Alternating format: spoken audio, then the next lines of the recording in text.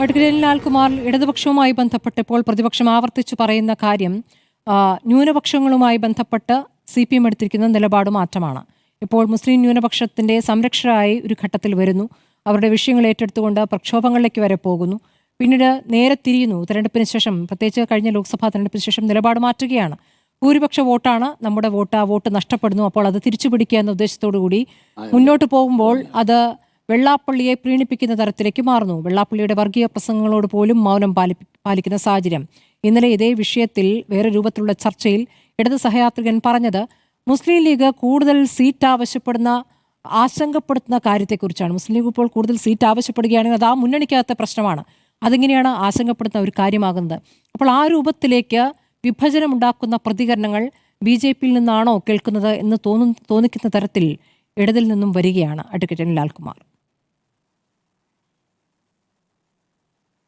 സ്മൃതി, ഇവിടെ 3 പേരും പറഞ്ഞത് ഏതാണ്ട് എനിക്കെതിരാണ്. സ്മൃതിയും ഏതാണ്ട് എനിക്കെതിരായിട്ടുള്ളൊരു പൊസിഷനാണ് എടുത്തത്. അപ്പോൾ എനിക്ക് കുറച്ച് കാര്യങ്ങൾക്ക് മറുപടി പറയാനുണ്ട്. പറയാതെ പോയി കഴിഞ്ഞാൽ ഒരു ഭാഗം മാത്രം പൂർണ്ണമായും ഒഴിച്ചു നിൽക്കും. അല്ലെങ്കിലും നിങ്ങളുടെ ഭാഗം ഒഴിച്ചു നിൽക്കാനുള്ള സാധ്യതയാണ് കൂടുതൽ. കാര്യം 3-4 പേര് പറഞ്ഞതിന് മറുപടി പറഞ്ഞു പോകാൻ ബുദ്ധിമുട്ടാണ്. ഇവിടെ മനസ്സിലാക്കേണ്ട ഒരു കാര്യം, ആദ്യത്തെ ന്യൂനപക്ഷവുമായിട്ട് അവസാനം ചോദിച്ച ചോദ്യത്തിന് തന്നെ മറുപടി പറഞ്ഞു തുടങ്ങാം. ഇടപെടുകയും ചെയ്യരുത് ദയവീത്. എനിക്കൊരു വാദമുണ്ട്, അതുകൊണ്ടാണ്. കേരളത്തിൽ ഒരു CPM നേതാവും ന്യൂനപക്ഷ വിരുദ്ധമായ ഒരു സ്റ്റേറ്റ്മെന്റും ഇതുവരെ പറഞ്ഞിട്ടില്ല. ആരാണ് ഇതുവരെ ന്യൂനപക്ഷ വിരുദ്ധമായ ഒരു സ്റ്റേറ്റ്മെന്റ് നിങ്ങൾക്ക് ചൂണ്ടിക്കാണിക്കാൻ പറ്റുന്നത്? ഞാൻ കണ്ടിട്ടില്ല. അതേ സ്ഥാനത്ത് ജമാഅത്തെ ഇസ്ലാമിയുമായി ബന്ധപ്പെട്ട സ്റ്റേറ്റ്മെന്റുകൾ പറഞ്ഞിട്ടുണ്ട്. അത് ഇനിയും പറയേണ്ടത് ഒരു കാര്യമാണെന്നാണ് ഞാൻ മനസ്സിലാക്കുന്നത്.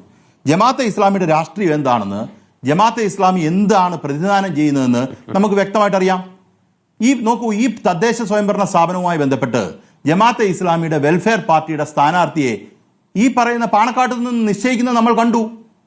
അതെങ്ങനെ അങ്ങനെ വരിക? നോക്കൂ, ജമാഅത്തെ ഇസ്ലാമിക്കാർക്ക് ഇവിടെ ജീവിക്കാനുള്ള അവകാശം വേണ്ടേ? നിർബന്ധമായും വേണം. സമാധാനമായി ജീവിക്കണ്ടേ? അവരെ പ്രൊട്ടക്ട് ചെയ്യപ്പെടണ്ടേ എന്നുള്ള ചോദ്യത്തിന് വേണം എന്ന് തന്നെയാണ്. അതിന് CPM ഉൾപ്പെടെയുള്ള ആൾക്കാർ മുന്നിലിട്ട് ഇറങ്ങി നിൽക്കണം. അതേ സ്ഥാനത്ത് അതൊരു രാഷ്ട്രീയ കക്ഷിയായി മാറുമ്പം RSS സംഘപരിവാർ രാഷ്ട്രീയം പോലെ തന്നെയുള്ള രാഷ്ട്രീയമാണ്. അത് മതരാഷ്ട്രവാദമാണ്. ആ രാഷ്ട്രവാദം എതിർക്കപ്പെടേണ്ടതാണ്. അവർ മുസ്ലിം ലീഗിൽ പിടിമുറുക്കി എന്നുള്ള, മുസ്ലിം ലീഗിനകത്ത് പിടിമുറുക്കി എന്നുള്ളതിന്റെ ഉത്തമ ഉദാഹരണമാണ്. ഞാൻ പറയുമ്പോൾ ഇടയ്ക്ക് ഇടപെടുത്ത ആ ശബ്ദം കേൾക്കുന്നു.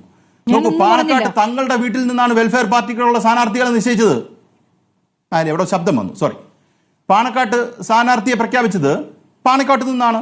അങ്ങനെ പാണക്കാട്ടിൽ നിന്ന് പ്രഖ്യാപിക്കുന്ന ഒരു സാഹചര്യത്തെ CPMന്റെ സംസ്ഥാന സെക്രട്ടറിയും മുഖ്യമന്ത്രിയും വിമർശിക്കണം എന്ന് പറയുന്നതിനെ എങ്ങനെയാണ് ന്യൂനപക്ഷ വിരുദ്ധമാകുന്നത്?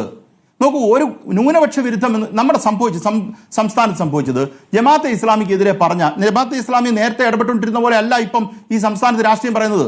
നിങ്ങൾ അവരുടെ പത്രം നോക്കൂ, നിങ്ങൾ അവരുടെ ചാനൽ നോക്കൂ. അവർ പറയുന്നത് മട്ടിനൊക്കെ വലിയ വ്യത്യാസമുണ്ട്. ബംഗ്ലാദേശിൽ നടക്കുന്ന ഈ നരഹത്യക്കെതിരെ ഒരു പ്രതികരണവും ആ വാർത്താ ചാനലുകളിലും ഈ പത്രത്തിലും കാണില്ല. അങ്ങനെ പ്രചരിപ്പിക്കുന്ന ഒരു സാഹചര്യം ഈ സംസ്ഥാനത്തുള്ളത് കൊണ്ട് അതിനെ പറയുമ്പം അത് അങ്ങനെയുള്ള ആൾക്കാർ പിടിമുറുക്കാൻ നിപ്പിംഗ് ഫ്രം ദ ബഡ് എന്ന് നമ്മൾ പറയും. അങ്ങനെ ഒരു കാര്യം പറയുന്നത് ന്യൂനപക്ഷ വിരുദ്ധമാകുന്നത് എങ്ങനെയാണ്? മുസ്ലിം വിരുദ്ധമാകുന്നത് എങ്ങനെയാണ്? അങ്ങനെയാണെങ്കിൽ കണ്ണൂർ ജില്ലയിലും കാസർഗോഡ് ജില്ലയിലും ഒക്കെ എങ്ങനെയാണ് CPMന് മുസ്ലിങ്ങൾ വോട്ട് ചെയ്യുന്നത്? തിരുവനന്തപുരത്ത് എങ്ങനെ വോട്ട് ചെയ്യുന്നത്? അവിടെയൊക്കെയാണല്ലോ കൂടുതൽ മുസ്ലിംസ് ഉള്ളത്. ചുരുക്കത്തിൽ പറഞ്ഞ് സംഭവിച്ച ഒരു കാര്യം ഞാൻ പറഞ്ഞുതരാം. ഈ പറഞ്ഞ വാദങ്ങളെ ന്യൂനപക്ഷ വിരുദ്ധമാണ്, മുസ്ലിം വിരുദ്ധ വാദമാണെന്ന് വ്യക്തമായി പറയുന്നു. കഴിഞ്ഞ ദിവസം ഞാൻ ഓഡിയോ കേൾക്കുകയാണ്. അതിനകത്തൊരു പറയുന്ന ഒരു ഉമ്മയൊക്കെ ചെന്ന് പറയാണ് നമ്മുടെ പള്ളി വിളിക്കാൻ വരുന്നു. ഇതും ഈ സംഭവം നടന്ന സ്ഥലമാണ്, മലപ്പുറത്ത് നടന്നതാണ് ഈ കാര്യം. നമ്മുടെ പള്ളി പൊളിക്കാൻ വരുന്നു. ആരാണ് പൊളിക്കാൻ വരുന്നത്? നമ്മളാ. അങ്ങനെയുള്ള ദുഷ്പ്രചരണം ഈ നാട്ടിൽ നടന്നിട്ടില്ല എന്ന് നമുക്ക് പറയാൻ പറ്റുമോ? അങ്ങനെയുള്ള ദുഷ്പ്രചരണം നടന്നിട്ടുണ്ട്. ആരാണ് ഇവിടെ പള്ളി പൊളിക്കാൻ പോയത്? അപ്പൊ വോട്ട് പിടിച്ചത് ന്യൂനപക്ഷ വിരുദ്ധമെന്ന് പറയുന്നത് ന്യൂനപക്ഷ വിരുദ്ധമാണ് എന്നുള്ളത് UDFന്റെ വാദമാണ്. അതിന് പുറകെ നമ്മൾ ആരും പോകണ്ട, സ്മൃതി പോലും പോകേണ്ട കാര്യമില്ല. അങ്ങനെ പോകുന്നത് തെറ്റാണ്. കാര്യം ന്യൂനപക്ഷ വിരുദ്ധമായ ഒരു സ്റ്റേറ്റ്മെന്റ് CPMന്റെ ഏത് നേതാവാണ് പറഞ്ഞത്? പിന്നെ അടുത്ത് വന്ന ഒരു കാര്യം വെള്ളാപ്പള്ളി നടേശൻ പറയുന്ന എല്ലാത്തിന്റെ പുറകെ CPM പോകുന്നില്ല. അതുകൊണ്ട്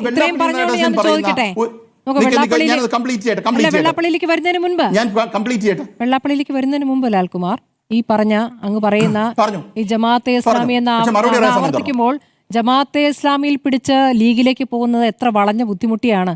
ലീഗ് പാണക്കാട് വെച്ചിട്ട് സ്ഥാനാർത്ഥികളെ നിശ്ചയിച്ചാൽ എന്താണ് ഇത്ര കുഴപ്പം? അവരങ്ങ് തീരുമാനിച്ചോട്ടെ, അല്ല എന്താ പ്രശ്നം വരിക? ലീഗ് പാണക്കാട് വെച്ച് അല്ല, ലീഗല്ല, അല്ലല്ല, UDF തന്നെ തീരുമാനിക്കട്ടെ. എനിക്ക് മനസ്സിലായില്ല. UDF മൊത്തം തീരുമാനിക്കട്ടെ. ലീഗ് പാണക്കാട് നിക്ക് സ്മൃതി, ഞാൻ പറയട്ടെ സ്മൃതിയുടെ ക്വസ്റ്റ്യൻ എനിക്ക് കിട്ടി. ലീഗ് പാണക്കാട് വെച്ച് നിശ്ചയിച്ച ഏത് സ്ഥാനാർത്ഥിയാ? വെൽഫെയർ പാർട്ടിയുടെ സ്ഥാനാർത്ഥിയാ. അതാ പ്രശ്നം. ഞാൻ പറഞ്ഞത് ലീഗ് പാണക്കാട് വെച്ച് മുസ്ലിം ലീഗിന്റെ സ്ഥാനാർത്ഥിയെ നിശ്ചയിച്ചതിനെ കുറിച്ച് അല്ല പറഞ്ഞത്. ചീട്ട് എഴുതി കൊടുത്തതിന്, തങ്ങൾ എഴുതി കൊടുത്ത ചീട്ടിനകത്ത് വെൽഫെയർ പാർട്ടിയുടെ സ്ഥാനാർത്ഥി ഉണ്ടായിരുന്നു. അതറിയാമോ സ്മൃതിക്ക്? അങ്ങനെ ഒരു സംഭവം നമ്മുടെ നാട്ടിൽ നടന്നിട്ടുണ്ട്. അതെങ്ങനെ വിശദീകരിക്കുന്നത് നമ്മൾ? ലീഗിന്റെ സ്ഥാനാർത്ഥിയെ നിശ്ചയിക്കുന്നു. 20, 30, 50, 100 സീറ്റ് UDF-നകത്ത് അവർ ചോദിക്കട്ടെ, പ്രശ്നമില്ല. പഞ്ചായത്ത് തെരഞ്ഞെടുപ്പിനകത്ത് ഈ പ്രഖ്യാപിച്ചതിന്റെ കൂട്ടത്തിൽ പാണക്കാട് തങ്ങളുടെ കൊടുത്ത് വെൽഫെയർ പാർട്ടിയുടെ ചാനൽ ആൾക്കാരോട് ഉണ്ടായിരുന്നു. അതിനെ എങ്ങനെ വിശദീകരിക്കുന്നേ? അതിനെ വിശദീകരിക്കാൻ പറ്റില്ല. അതുകൊണ്ടാണ് ഈ ചെങ്ങാത്തം എന്ന് പറയുന്നത്. അതിനെ വിമർശിക്കുകയല്ല. പിന്നെ അങ്ങനെ അത്രത്തോളം അടുത്ത ചെങ്ങാത്തം വന്ന കാര്യം, ഇതിനു മുമ്പുള്ള വിമർശനം അതാണ്. ലീഗ് എന്ന് പറയുന്ന സംവിധാനം ജമാഅത്തെ ഇസ്ലാമിയുമായിട്ട് ചേർന്നുള്ള പ്രവർത്തനം നടത്തുന്നു എന്ന് CPM ആദ്യം വെക്കുമ്പം ആദ്യം വെച്ചു. ആ വാദത്തിന്റെ ഫ്രൂഷനാണ് നിങ്ങൾ കാണുന്നത്. അതിന്റെ മെറ്റീരിയൽ റിഫ്ലക്ഷനാണ് ഈ പറയുന്ന തങ്ങൾ പ്രഖ്യാപിക്കുന്നത്. ആ നേരത്തെ പറഞ്ഞ വാദം ശരിയാണെന്നല്ലേ അതുവഴി വരിക? അതിനെ പറയുമ്പോൾ ന്യൂനപക്ഷ വിരുദ്ധമാണ്, മുസ്ലിങ്ങളെല്ലാം കൊല്ലാൻ വരികയാണ്, മുസ്ലിങ്ങൾക്കെതിരാണ് എന്ന വാദം വെക്കാൻ UDF-ന് കഴിഞ്ഞു എന്നുള്ള കാര്യം ഞാൻ അംഗീകരിക്കുകയാണ്. അതുകൊണ്ട് അത് ശരിയാണെന്ന് വിചാരിക്കരുത്, ഞാൻ അതുകൊണ്ട് സ്മൃതിയോട് ചോദിച്ചത്, ഏത് CPIM നേതാവാണ് ഒരു മുസ്ലിം വിരുദ്ധ സ്റ്റേറ്റ്മെന്റ് ഈ സംസ്ഥാനത്ത് പറഞ്ഞത്? പറഞ്ഞിട്ടില്ല. അങ്ങനെ പറഞ്ഞു പോകാൻ പറ്റത്തില്ല. വേറൊരാൾക്ക് ഞാൻ വഴങ്ങാൻ തയ്യാറല്ല. എന്തോ അങ്ങ് വെള്ളാപ്പള്ളി കൂടി പറയൂ. അങ്ങ് പറഞ്ഞതിൽ UDF മുഴുവൻ നിങ്ങളുടെ ന്യൂനപക്ഷ വിരുദ്ധ പ്രതികരണങ്ങൾ നടത്തിയിട്ടാണോ? അങ്ങനെയാണോ അങ്ങ് പറയുന്നത്? അതിനും മറുപടി പറയണം. വെള്ളാപ്പള്ളിയുടെ കാര്യത്തിൽ വെള്ളാപ്പള്ളി എന്ന് പറഞ്ഞോളൂ. നിക്ക് ഒന്ന് അനിൽ ബോസിന് ഞാൻ വഴങ്ങുന്നില്ല. ആദ്യം അനിൽ ബോസ് ഒന്ന് നിൽക്കെന്ന് പറഞ്ഞ് ഞാൻ വഴങ്ങുന്നില്ല. അദ്ദേഹം വലിയൊരു പ്രസംഗം നടത്തി. ഞാൻ 2 പ്രാവശ്യം പ്രസംഗം നടത്തി. ഞാൻ അതിന് വഴങ്ങുന്നില്ല. ഞാൻ പറഞ്ഞെന്താ, വെള്ളാപ്പള്ളി നടേശൻ ഒരു കാര്യം പറയുന്നു. വെള്ളാപ്പള്ളി നടേശൻ പറയുന്ന കാര്യം ഓരോ ദിവസം ഓരോ കാര്യങ്ങൾ രാവിലെ തൊട്ട് ഉച്ചയ്ക്കും വൈകുന്നേരം പറയാന്നിരിക്കട്ടെ. അതിനെല്ലാം CPM-ന്റെ കമ്മ്യൂണിറ്റി ഇറക്കാൻ പോവാ? പറയേണ്ട ഒരാവശ്യമില്ല. അതാണ് CPIM എന്ന് പറയുന്ന കേക്ക്. സ്മൃതി വെപ്രാളപ്പെടാതെ ഞാൻ പറയാം. CPIM എന്ന് പറയുന്ന പാർട്ടിക്ക് വർഗീയതയുമായി ബന്ധപ്പെട്ട ഒരു നയമുണ്ട്. അത് നാളെ CPIM എന്ന് പറയുന്ന പാർട്ടിക്കകത്ത് ഒരാൾ പറഞ്ഞാൽ അത് തന്നെയാ നയം. അതിന് മാറ്റമുണ്ടോ? CPM-ന്റെ സംസ്ഥാന കമ്മിറ്റി ഒരാൾ പറയും. ഒരു ഉദാഹരണം നിങ്ങൾ എടുക്കുക, വെള്ളാപ്പള്ളി അങ്ങോട്ട് CPM-ന്റെ സംസ്ഥാന കമ്മിറ്റിയിൽ ഉള്ള ഒരാൾ വർഗീയ പരാമർശം നടത്തി. അത് വർഗീയ പരാമർശമാണെന്നുള്ളത് തന്നെയാണ് CPM-ന്റെ നയം. അങ്ങനെ ഇരിക്കുന്ന ഒരു പാർട്ടിക്കകത്ത് വെള്ളാപ്പള്ളി SNDP യോഗത്തിന്റെ ആളാണ്. അങ്ങനെ അദ്ദേഹം പലതും പറയും.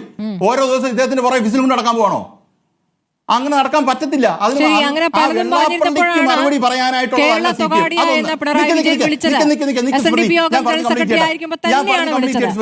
ഞാൻ പറഞ്ഞു കംപ്ലീറ്റ് ആയിട്ട് സ്മൃതി ഞാൻ പറയുന്നേട്ടെ. നിങ്ങൾക്ക് വേറൊരു കാര്യം കൂടെ ശ്രദ്ധിക്കാം. വെള്ളാപ്പള്ളിക്കെതിരെ മറുപടി പറഞ്ഞ കോൺഗ്രസ്സുകാരാരാ? കഴിഞ്ഞ ദിവസം വരെ കേരളത്തിൽ വെള്ളാപ്പള്ളി പറഞ്ഞ കാര്യങ്ങൾക്ക് മറുപടി പറഞ്ഞുകൊണ്ടിരുന്ന ലീഗാണ്.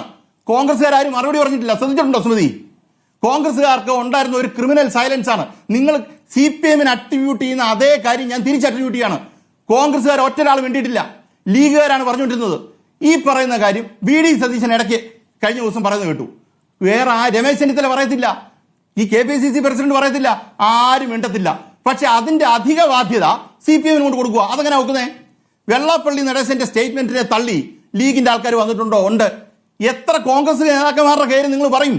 ഞാൻ പറയത്തില്ലെന്ന്. കാര്യം ഈ രാഷ്ട്രീയം ഞാൻ നിരീക്ഷിച്ചുകൊണ്ടിരിക്കുന്നുണ്ടല്ലേ. പ്രത്യേകിച്ച് സെൻട്രൽ ട്രാവൻകൂറിലോട്ട് വരുന്ന ഒറ്റ കോൺഗ്രസ് നേതാവും പറയത്തില്ല. ഈ പറഞ്ഞ വടക്കോട്ടുള്ള കോൺഗ്രസ് ഇപ്പൊ സിദ്ദിഖോ അങ്ങനെയുള്ള മേലോട്ടുള്ള ആൾക്കാർ പറയും വടക്കോട്ട് SNDP യോഗത്തിനോ അവരുടെ വോട്ട് ബാങ്കിന് വലിയ പ്രസക്തി ഇല്ലെന്നുള്ളത് കൊണ്ട് അവിടെ മിണ്ടും, ഇവിടെ മിണ്ടത്തില്ല. ഞാൻ പറഞ്ഞു ഇങ്ങോട്ടുള്ള ആൾക്കാർ ആരാ മിണ്ടുന്നേ?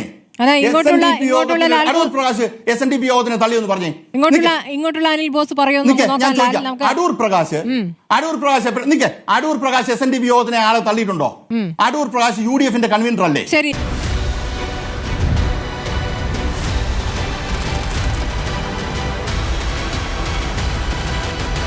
ഡിബേറ്റ് വിത്ത് സ്മൃതി പരുത്തിക്കാട്.